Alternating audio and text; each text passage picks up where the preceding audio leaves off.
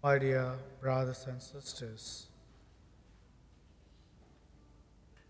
the psalm says today, God is with us.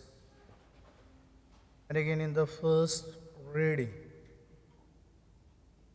we saw how God is prophesying for Zechariah that people will come to you and they will say, "Let us go with you, for we have heard that God is with you." Again, in the Gospel, a special place is given to Jerusalem. Jerusalem, Jesus is intending to go, and with all the difficulties and struggles, Jesus is going to Jerusalem. Jesus knows that he has to undergo suffering, and Jerusalem also is considered to be God's city, where God is dwelling. And so it's a time for us to realize that God is with us. Jesus says, "I will be with you till the end of the world." And the primary purpose of Eucharist is that Jesus is perpetuating his presence, his physical presence in our midst. And St. Paul says, "You are the temple of the Holy Spirit. The Holy Spirit is dwelling in us. God has created us in his own image and likeness." And so we are totally different from rest of the world. That is why human beings are called crown of creation, a special place God has given to human beings in the entire creation.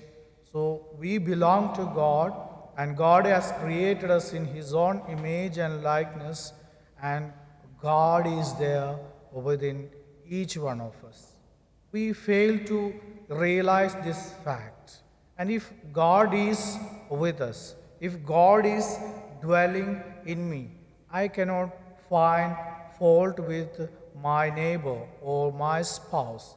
I cannot find fault with other people. Now, James and John, they wanted to destroy Samaritan city. However, Jesus was filled with God. He can do no wrong to other person.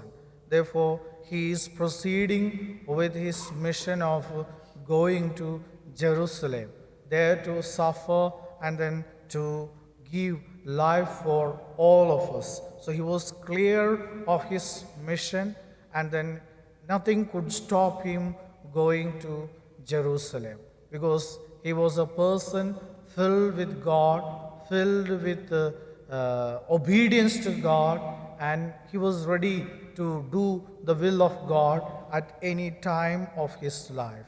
And so let's recognize that God is with us. God is dwelling in me, and my life has to be changed. And if I change my life, surely many people will come to me looking at my life, looking at my very being. It will be a peaceful being, it will be a joyful life.